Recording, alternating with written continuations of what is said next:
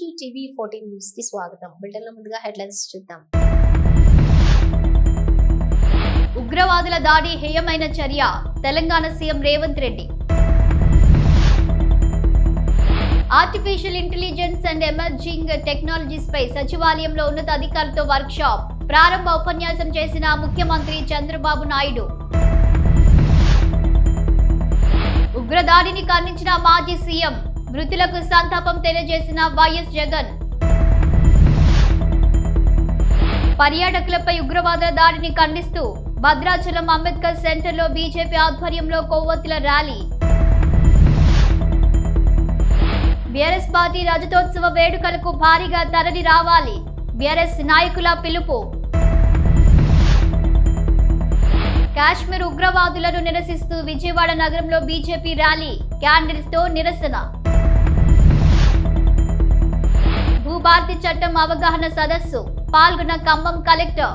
జమ్మూ కాశ్మీర్ పహల్గామ్ లో ఉగ్రవాదుల దాడిలో మరణించిన వారి ఆత్మకు శాంతి కలగాలని ప్రార్థిస్తూ ముఖ్యమంత్రి రేవంత్ రెడ్డి, ఉప ముఖ్యమంత్రి Bhatti Vikramarka, AICC incharge Meenakshi Natarajan, PCC అధ్యక్షులు మహేష్ కుమార్ గౌడ్, మంత్రులు, ఎంపీలు తదితరులు 2 నిమిషాల మౌనం పాటించారు.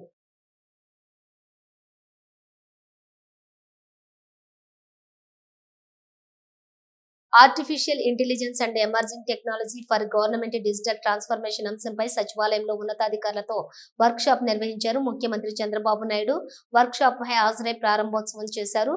ఆర్టిఫిషియల్ ఇంటెలిజెన్స్, ఇతర ఎమర్జింగ్ టెక్నాలజీల ఆవశ్యకత, పాలనలో వాటి వినియోగం పైన ముఖ్యమంత్రి మార్గనిర్దేశం చేశారు. వర్క్ షాప్ కు సిఎస్, డీజీపీ, వివిధ శాఖల అధికారులు, కేంద్ర ఐటీ శాఖ మాజీ సెక్రటరీ చంద్రశేఖర్ తదితరులు హాజరయ్యారు. Wadhwani centre for government digital transformation CEO Prakash Kumar, WGDT dean Kamal Das తో సహా పలువురు నిపుణులు పాల్గొన్నారు. గుడ్ గవర్నెన్స్ కోసం ఏఐ సహా నూతన టెక్నాలజీ వినియోగం, పౌర సేవల్లో మెరుగైన ఫలితాలు సాధించడంపై ప్రధానంగా చర్చ జరిగింది. గ్రామ స్థాయి నుంచి రాష్ట్ర స్థాయి వరకు కూడా పౌర సేవల్లో టెక్నాలజీ వాడకం, ప్రస్తుతం అనుసరిస్తున్న విధానాలు, వచ్చే ఫలితాలపై కూడా కేస్ స్టడీస్ పరిశీలన చేశారు. ఏఐ విభాగాల్లో ఎటువంటి సాంకేతికతను వినియోగించవచ్చు, ప్రస్తుతం ఉన్న సమాచారం ఆధారంగా సేవల్ని ఎలా విస్తృతం పొందపరచవచ్చు అనే దానిపై ప్రజెంటేషన్ ఇచ్చారు. AI, ML, DL, chat GPT, Gemini, data driven evidence best governance, AI playbook, AI best pilot ideas వంటి అంశాలపై ప్రత్యేక సెషన్స్ నిర్వహించారు. వ్యవసాయం, విద్య, వైద్య, పట్టణాభివృద్ధి సహా వివిధ రంగాల్లో నూతన సాంకేతికత పరిజ్ఞానం వినియోగాన్ని పలువురు నిపుణులు వివరించారు.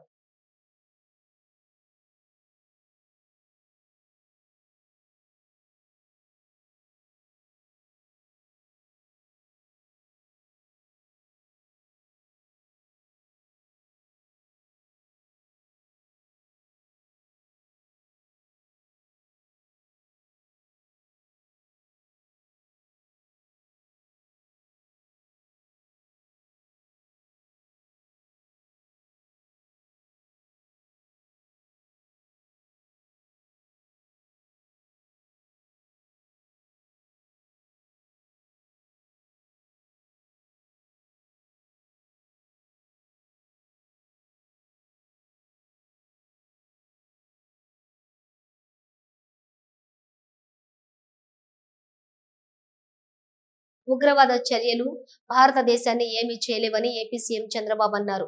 దేశంలోని సుస్థిరమైన ప్రభుత్వం ఉందని చెప్పారు. పహల్గామ్ ఉగ్రదాడిలో మరణించిన చంద్రమౌళికి విశాఖలో ఆయన నివాళులర్పించారు. అనంతరం మీడియాతో మాట్లాడుతూ ఉగ్రదాడి ఒక అనాగరిక చర్య అన్నారు. కాశ్మీర్లో ఉగ్రవాదాన్ని నిర్మూలించి అభివృద్ధిపై జరుగుతున్న నేపథ్యంలో ఉగ్రదాడి జరగడం చాలా బాధాకరమన్నారు. ప్రతి ఒక్కరూ ఈ దాడిని ఖండించాల్సిన అవసరం ఉందని తెలిపారు. రాష్ట్రానికి చెందిన 2 వ్యక్తులు మృతి చెందారని, బాధిత కుటుంబాలకు 10 లక్షల చొప్పున ఆర్థిక సాయం చేస్తామని ప్రకటించారు. నేను అందుకనే చెప్తున్నాను, ఒక నిర్దిష్టమైన నాయకత్వాన్ని ఇస్తాం. ఒక మాటలో చెప్పాలంటే ఎవరైనా సరే, ఎక్కడైనా సరే ఇలాంటి చిల్లర వేషాలు ఇస్తే అలాంటి వాళ్ళకు హెచ్చరిస్తున్నా, అదే చివరి రోజు కావాలి. ఎందుకంటే ప్రజా జీవితాలతో ఆడుకుని దేశాన్ని బెదిరించాలనో, దేశ సమగ్రతను దెబ్బతీయాలనుకుంటే మాత్రం వాళ్ళ ఆటలు సాగవు. జమ్మూ కాశ్మీర్లోని పహల్గామ్ వద్ద ఉగ్ర ముష్కరుల అటవిక దాడిలో ప్రాణాలు కోల్పోయిన మృతుల కుటుంబాలకు శ్రీ వైఎస్ జగన్ సంతాపం. పహల్గామ్లో జరిగిన ఘటన మనం అందరికీ తెలిసిన విషయమే. 2 నిమిషాల పాటు వారికి శ్రద్ధాంజలి ఘటిద్దాం. ఉగ్రవాదులు పర్యాటకులపై చేసిన దాడిని ఖండిస్తూ భద్రాచలం స్థానిక అంబేద్కర్ సెంటర్లో బీజేపీ ఆధ్వర్యంలో మృతి చెందిన వారికి నివాళులర్పిస్తూ వారి ఆత్మకు శాంతి చేకూరాలని కొవ్వొత్తుల ర్యాలీ నిర్వహించి ఉగ్రమూకల దిష్టిబొమ్మను దగ్ధం చేశారు.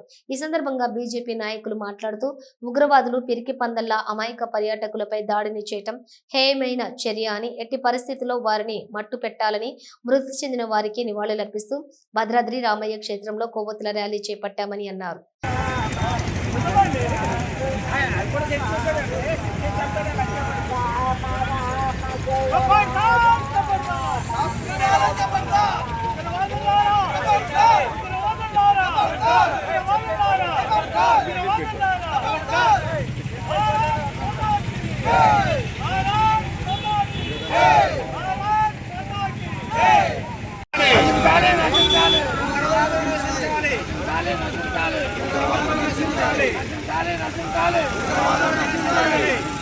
ఈ నెల 27వ తేదీన జరిగే బీఆర్ఎస్ పార్టీ రజతోత్సవ వేడుకలకు శేర్లింగంపల్లి నియోజకవర్గం నుండి భారీగా తరలి రావాలని గచ్చిబౌలి డివిజన్ మాజీ కార్పొరేటర్ కొమిరిశెట్టి సాయిబాబా పిలుపునిచ్చారు.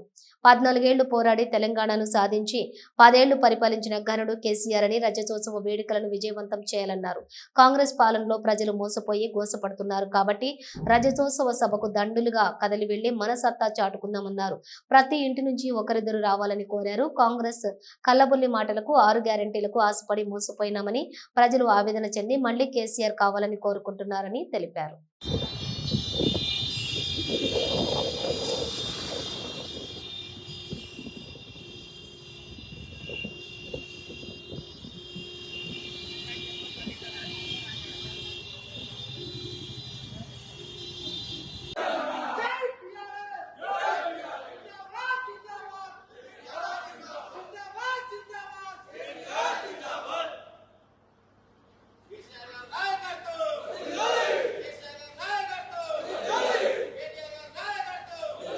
మియాపూర్ పోలీస్ స్టేషన్ పరిధిలోని ఓ గేటెడ్ కమ్యూనిటీలోని జెప్టో, జొమాటో డెలివరీ బాయ్స్ ఆల్చల్ చేశారు.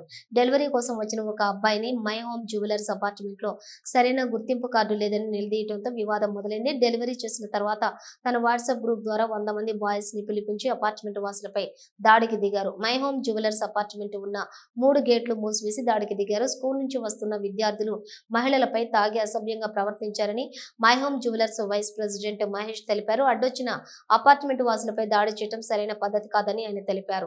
ఇలాంటి వారిపై పోలీసులు ఉన్నత ప్రత్యేక దృష్టి పెట్టి ప్రభుత్వంలో చర్చించి సరైన నిర్ణయం తీసుకోవాలని తెలిపారు. అనంతరం పోలీసులు రంగప్రవేశం చేసి దాడికి దిగిన 6గురిపై కేసు నమోదు చేసి అదుపులోకి తీసుకున్నారు. స్విగ్గీ, జొమాటో, జెప్టో సంస్థల డెలివరీ బాయ్స్ కి లేదా గుర్తింపు కార్డు ఇచ్చి పంపించాలే తప్ప ఎలాంటి గుర్తింపు లేని వారిని ప్రోత్సహించకూడదని అపార్ట్మెంట్ వాసురాలు అలేఖ్య తెలిపారు. భవిష్యత్తులో గేటెడ్ కమ్యూనిటీలోనే కాకుండా రెసిడెన్షియల్ కాలనీలో కూడా ఇలాంటి ఘటన జరగకుండా తగిన చర్యలు తీసుకోవాలని డిమాండ్ చేశారు.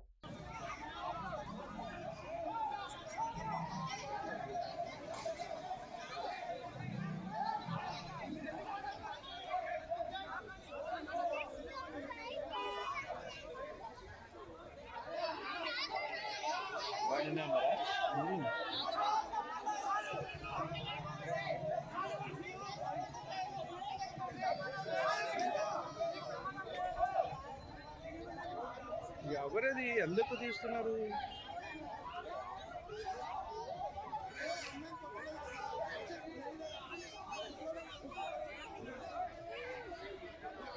సెక్యూరిటీ వాళ్ళు అలాగే గొడవ.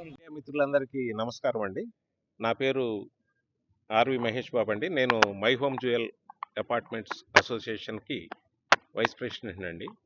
మొన్న సాటర్డే 19th నాడు ఒక delivery boy, Zepto delivery boy మా క్యాంపస్లోకి మాకు రోజు 600 నుంచి వస్తారండి, 700 వరకు డెలివరీ బాయ్స్ వచ్చి వెళ్తుంటారు, అన్ని రకాల కంపెనీ వాళ్ళు. ఆ రోజు మాత్రం సాటర్డే సాయంత్రం 12:30 1 గంట ఆ ప్రాంతంలో ఈ జెప్టో అతను లోపలికి వచ్చి, మాకు సిస్టమ్ ఉందండి, ఓటీపీ అది చెప్పాలి, అది చెప్పమంటే అతను రొటీన్ మేనర్లో ఏదో చెప్పేసి వెళ్ళిపోతుంటే అది సరిగా వినపడక మా వాళ్ళు ఆపారు. ఆపితే అతను అక్కడ చిన్న ఘర్షణ జరిగితే అతను అది సర్ది చెప్తే వెళ్ళిపోయాడు. వెళ్ళిపోయిన తర్వాత 4:30 ఆ ప్రాంతంలో ఒక 150 మంది వచ్చారండి. వాళ్ళు వచ్చి గేట్లు బంద్ చేసేసి వాళ్ళు బయళ్ళ మీద వచ్చిన దగ్గర పాస్ వేని బస్ బే దగ్గర పాస్వేని బ్లాక్ చేసేసి గేట్లు వేసేసి బ్యాక్ గేటు ఫ్రంట్ గేట్ కూడా వేసేసి మొత్తం కమ్యూనిటీని హౌస్ అరెస్ట్ లాగా చేసేసి స్లోగన్స్ ఇచ్చుకుంటా వాళ్ళు చూసాను ఇష్యూ అంతాను. వాళ్ళు రియల్గా అసలు న్యూసెన్స్ క్రియేట్ చేసినకి వచ్చినట్టుగా ఉన్నారు వాళ్ళు. ఒక పర్సన్ అయితే సైడ్కి వెళ్ళి ఫోన్లో మాట్లాడి ఇక్కడ ఆల్రెడీ ఇంతమంది ఉన్నారు, మీరు ఇంకా రండి, మనం ఇంకా న్యూసెన్స్ క్రియేట్ చేద్దాం అన్నట్టుగా వాళ్ళు మాట్లాడారు.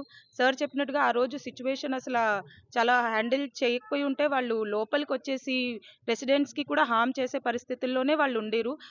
వెళ్ళి వచ్చిన వాళ్ళ కార్ల మీద కూడా బ్లాక్ చేసేసి వాళ్ళ బోనెట్స్వి కొట్టేసి చాలా న్యూసెన్స్ క్రియేట్ చేసేసి అన్నెసెసరీలీ వీ వాంట్ జస్టిస్ అంటే అక్కడ జరిగింది అంత పెద్ద సిచ్యువేషన్ కాదు, కానీ వాళ్ళు కావలసుకొని పెద్దగా చేసేసి అంటే మీరు పార్కింగ్కి డబ్బులు తీసుకున్నప్పుడు లేదా మేము ఇలా చేస్తున్నాము, మేము ఇది వదలము, చాలా దూరం వరకు తీసుకెళ్తాము అన్నట్టుగా వాళ్ళు మొత్తం న్యూసెన్స్ క్రియేట్ చేశారు ఆ రోజు అయితే. 5కి మా గెస్ట్లు వస్తే గేట్ దగ్గరికి వెళ్తే గేట్లు టోటల్ క్లోజ్ అయినాయి అని చెప్పారు. టోటల్ క్లోజ్ అవ్వటం ఏంటి అని స్టన్ అయిపోయి ఓకే నేను వస్తున్నాను అని చెప్పి 2 వీలర్ మీద వెళ్దామని ట్రై చేశాను. 2 వీలర్ ఆపేశారు. ఓకే వాళ్ళ రూల్స్ ప్రకారం మనం ఏదో జరుగుతుందని చెప్పి 2 వీలర్ పార్క్ చేసి నడుచుకుంటూ వెళ్తున్నా.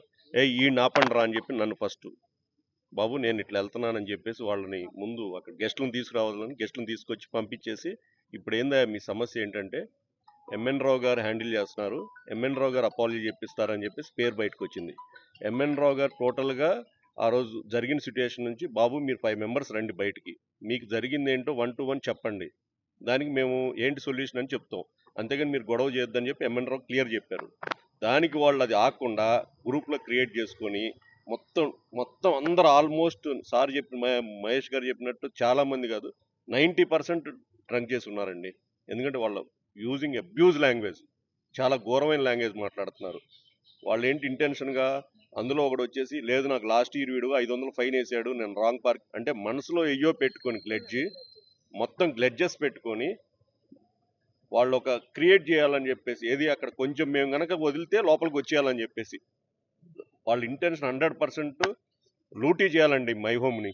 ఆ రోజు క్లియర్ కట్ మేము సిచ్యువేషన్లో నేను ఉన్నాను. ప్రాక్టికల్గా నేను చాలా కన్విన్స్ చేసి చెప్పా బాబు ఇదంతా మీకు భవిష్యత్తు ఉంది, చిన్నపిల్లలు టాపిక్ డైవర్ట్ అయిపోయి మీరు నష్టపోతారంటే ఏంట్రా నువ్వు మాట్లాడేది, వాళ్ళు మనం చెప్పేది వినే పరిస్థితుల్లో లేరు. అంటే ఏజ్ ఫ్యాక్టరా వాళ్ళది, వాళ్ళు అలా ఉన్నారు. బట్ దీన్ని సీరియస్గా తీసుకోండి.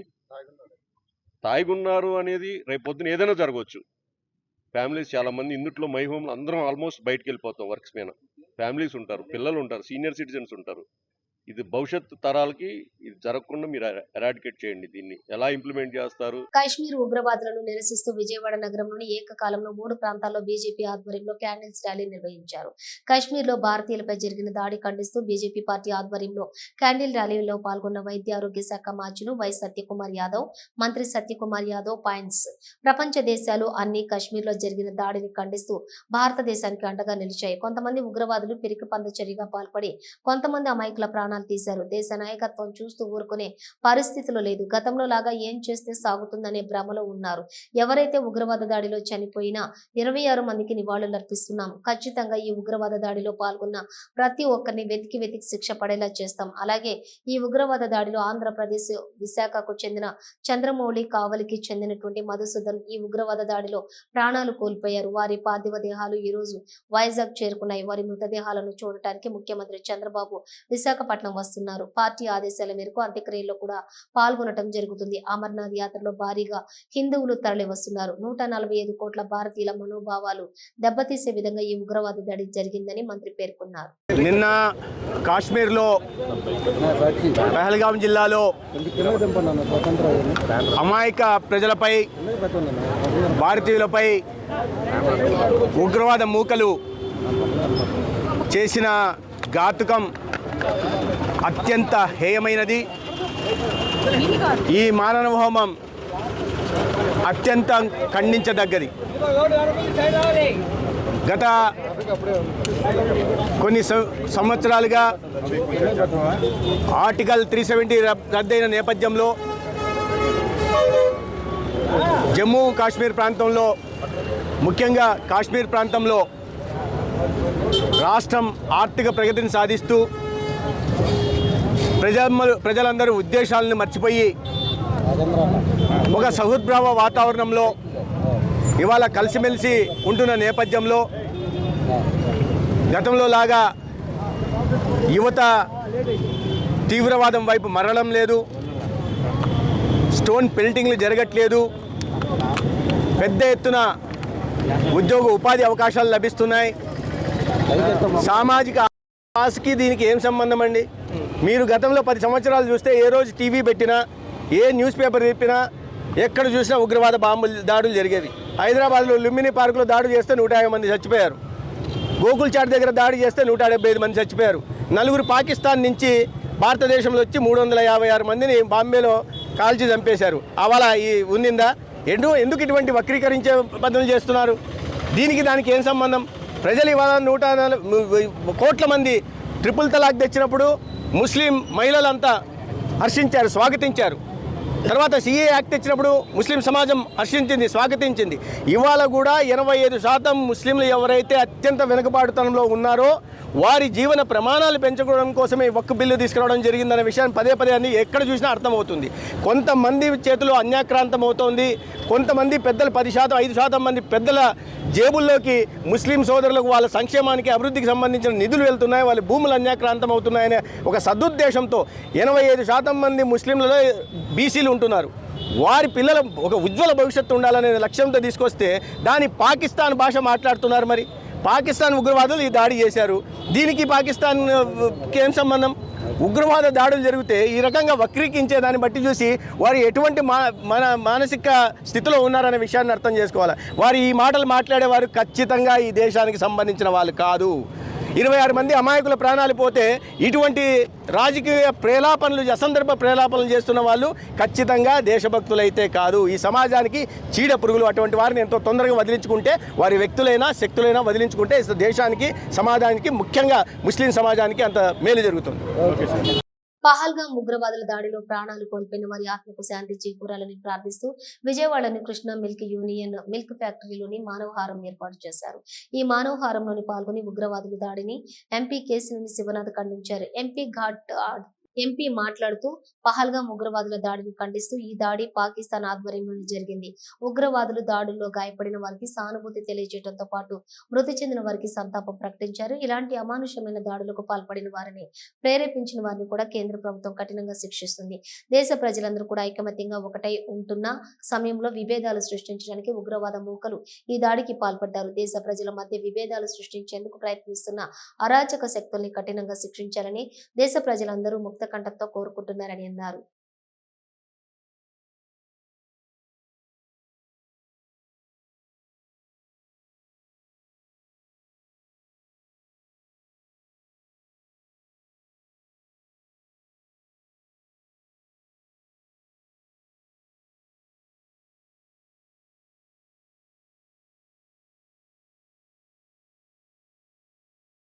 తెలంగాణలో అమలులోకి వచ్చినటువంటి భూభారతి చట్టం అవగాహన సదస్సులో ఖమ్మం కలెక్టర్ మాట్లాడారు. ఈ విశేషాలేంటో ఇప్పుడు చూద్దాం.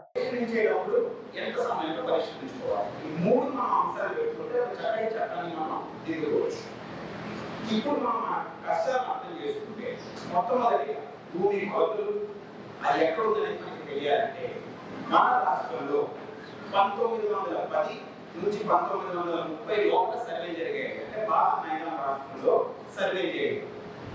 అప్పటి నుంచి ఇప్పుడు 100 సంవత్సరాలు గడిచిన సర్వేలు అవ్వలేదు.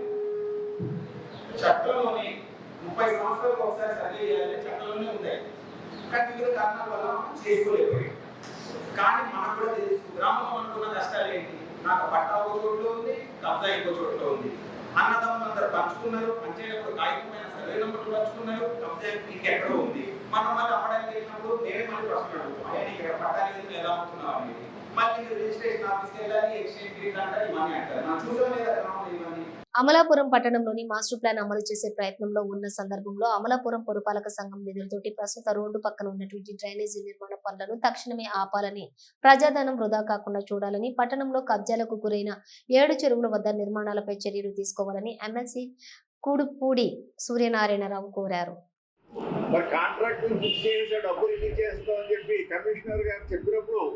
మనం తక్షణం దాన్ని ఆపాలి కదా, లేకపోతే 1,50,00,000 ప్రజాధనం కూడా ఈవేళ ఈ డ్రైనేజీలు ఆధునీకరణను వంకబెట్టి, ముఖ్యంగా మా హై స్కూల్ దగ్గర నుంచి సుబ్బారాయుడు గురు వరకు, అలాగే మరి మున్సిపల్ ఆఫీస్ ఎదురుకుండా 1,50,00,000తో ఒక ట్రైన్, అది ఇవన్నీ కూడా ఆ డబ్బంతా వృధా చేసేస్తారు. కాబట్టి తక్షణం మీరు మీ ఎగ్జిక్యూటివ్ ఆర్డర్స్తో ఈ వర్క్లన్నీ కూడా ఆపమని కలెక్టర్ గారికి మీరు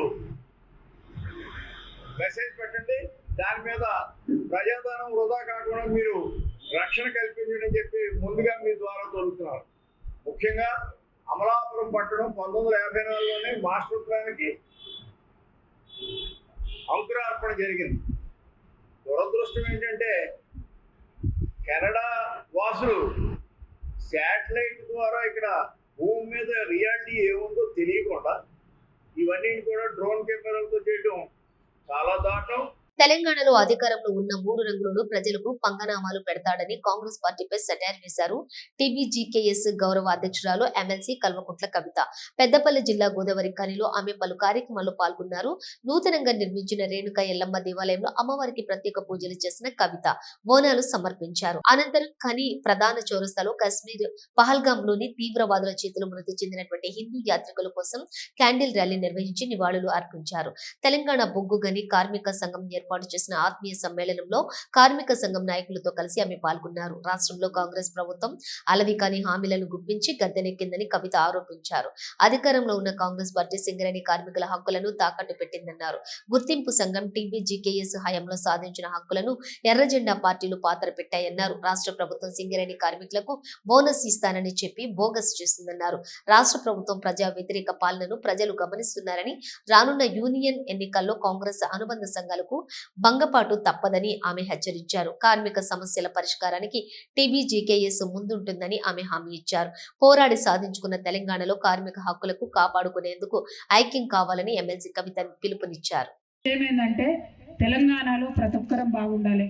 తెలంగాణలో ఏ రంగంలో ఎక్కడ పనిచేసేటోళ్ళైనా బాగుండాలి. కేసీఆర్ గారు మాకు ఒకటే ఒక మాట చెప్పారు. బొగ్గుగని కార్మికుల గురించి డిస్కషన్ వచ్చింది. తెలంగాణ ఏర్పడ్డాక కేసీఆర్ గారు ముఖ్యమంత్రి అయినాక బొగ్గుగని కార్మికుల గురించి డిస్కషన్ వచ్చింది. మరి మనం 2-3 అనుకున్నాం. ఒకటి, డిపెండెంట్ ఉద్యోగాలు ఖచ్చితంగా ఇవ్వాలి, సింగరేణిని బతికించుకోవాలి, సింగరేణి మూతపడకుండా ఇంకా మైన్స్ ఎక్స్టెండ్ చేసుకోవాలి, సింగరేణిని బతికించుకోవాలి. దాంతోపాటు అలియాస్ పేర్లతోని కొద్దిగా అవమానపడుతూ, బాధపడుతూ, భయపడుతూ బతుకుతున్నటువంటి కార్మికులకు పర్మనెంట్గా విముక్తి కలిగించాలి. మళ్ళీ ఒకసారి యూనియన్ని మంచిగా రివైవ్ చేసుకుందాం, టోటల్గా ప్రక్షాళన చేసుకుందాం, పునరుజ్జీవన చేసుకుందాం, కొత్త రక్తాన్ని ఎక్కిద్దాం, అత్యద్భుతంగా ముందుకు సాగుదామని చెప్పి మీ అందరికి కూడా నేను పిలుపునిస్తా ఉన్నాను. అదేవిధంగా మరి ఇప్పుడు ఉన్నటువంటి ఏ సమస్య మీద కూడా వెనకడుగు వేయొద్దు. ఖచ్చితంగా పోరాటం చేయాలి. మనం పోరాటం చేస్తేనే వాళ్ళు భయపడతారు. ఎందుకంటే ఆ ఎర్ర జెండా వాళ్ళు మరి వాళ్ళు కాంప్రమైజ్ చేసుకుంటా సింగరేణికి గతి పట్టించింది. వాళ్ళు చక్కగుండుంటే సింగరేణి ఎప్పుడో బాగుపడుతుండే. తెలంగాణ వచ్చే లోపల సింగరేణిని ఆగం పట్టించిందే ఆ ఎర్ర జెండా పార్టీ వాళ్ళు. కాబట్టి నా రిక్వెస్ట్ మీ అందరితో ఒకటే, గులాబీ జెండా ఉండాలి, బలంగా ఉండాలి. ఏ సమస్య వచ్చినా, ఇప్పుడు తమ్ముడు చెప్పిన ఎలియాస్ పేర్ల సమస్య అయినా సరే, ఇప్పుడు చెప్పినటువంటి ఓవర్మెన్ల సమస్య అయినా సరే, ఏ సమస్య అయినా ముందుండి నేను ఒక ఎమ్మెల్సీగా కౌన్సిల్లో వాయిస్ రేజ్ చేస్తాను. మీరు మన కార్మిక సంఘం నుంచి మీరు కూడా వాయిస్ రేజ్ చేయండి అని చెప్పి మీకు తెలియజేస్తూ, మరి ఏ పోరాటంలో అయినా మీ అడుగులో అడుగై నేను ఉంటా, ఒక చెల్లిగా, ఒక సోదరిగా మీతో ఉంటా. ఎప్పుడు అవసరమైనా కేసీఆర్ గారి ఆశీర్వాదం తీసుకొని ఖచ్చితంగా మనం కొట్లాడదాం. కానీ నిన్నగాక మొన్న కేంద్రం నుంచి ఆక్షన్ పెట్టేటటువంటి వాళ్ళు వస్తే, ఇప్పుడున్న 3 జెండా పార్టీ వీళ్ళ ఉప ముఖ్యమంత్రి గారు బట్టి గారు పోయి పూల బొకేలు ఇచ్చి మరి మేము పాల్గొంటాం ఆక్షన్లలో అని చెప్పి మన హక్కుల్ని, మన సింగరేణిని అన్యాయం చేసే విధంగా ఒప్పందం చేసుకొని వచ్చింది. దయచేసి ఒకటే రిక్వెస్ట్, వాళ్ళు మోసం చేసి అలవిగాని హామీలు ఇచ్చి అధికారంలోకి వచ్చిన తర్వాత కార్మిక పక్షంగా పనిచేస్తలేరు, ప్రజల పక్షంగా పనిచేస్తలేరు, పేదవాడి పక్షంగా పనిచేస్తలేరు. కాబట్టే మనం వాయిస్ రేజ్ చేయాలి, మనం పిడికిలు ఎత్తాలి. దానికోసం అందరం కూడా కదం తొక్కి ముందుకు కదలాలని మీ అందరినీ కూడా కోరుకుంటూ, మరి ఎప్పుడైనా ఏ పోరాటమైనా సిద్ధంగా ఉండాలి. టీబీజీకేఎస్ కానీ గులాబీ జెండా అంటే మన పదవులు, మన పర్సనల్ విషయాలు కాదు, 10 మందికి సంబంధించిన హక్కులు, 10 మందికి సంబంధించిన విషయాలు అనేటటువంటి అంశాన్ని మళ్ళీ ఒకసారి గుర్తు చేస్తూ, మా కేంద్ర నాయకత్వాన్ని అందరినీ కూడా రిక్వెస్ట్ చేస్తున్నా, నర్వస్ అయ్యేది ఏం లేదు. మనం చాలా పెద్ద ఎత్తున ముందుకే పోతాం. మీ అందరికీ తెలిసిన విషయమే అన్న, సింహం ముందుకు లంఘించే ముందు 2 అడుగులు వెనక్కేస్తుంది. టీబీజీ కేసు కూడా అంతే, మనం ముందుకు లంఘించే ముందు 1 అడుగు వెనక్కి వేసినామంటే అది ఓటమి కాదు. 1 అడుగు వెనక్కి వేసినామంటే బలం మళ్ళా పుంజుకుంటాం, కొత్త రక్తంతో ముందు కురుకుతామని చెప్పి తెలియజేస్తూ మీ అందరి దగ్గర కూడా నేను సెలవు తీసుకుంటున్నా. Thank you. జై తెలంగాణ, జై తెలంగాణ. సిద్దిపేట జిల్లా కొడకండ్ల వద్ద బస్సు ఫెయిల్ అవడంతో ప్రయాణికులతో మాట్లాడారు మంత్రి పొన్నం ప్రభాకర్. బస్సు త్వరగా రిపేర్ చేపించి ఆల్టర్నేటివ్ వేరే బస్సు ఏర్పాటు చేసేలా చర్యలు తీసుకున్నారు మంత్రి పొన్నం ప్రభాకర్. ప్రయాణికులకు వాటర్ బాటిల్స్ అందించారు మంత్రి పొన్నం ప్రభాకర్.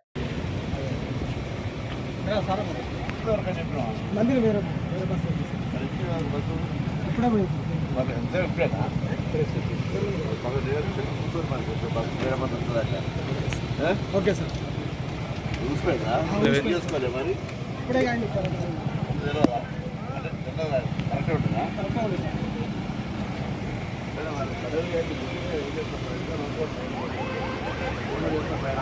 ఇవి బులెటిన్ విశేషాలు. మరో బులెటిన్ తో మళ్ళీ కలుద్దాం. అంతవరకు చూస్తూనే ఉండండి న్యూస్.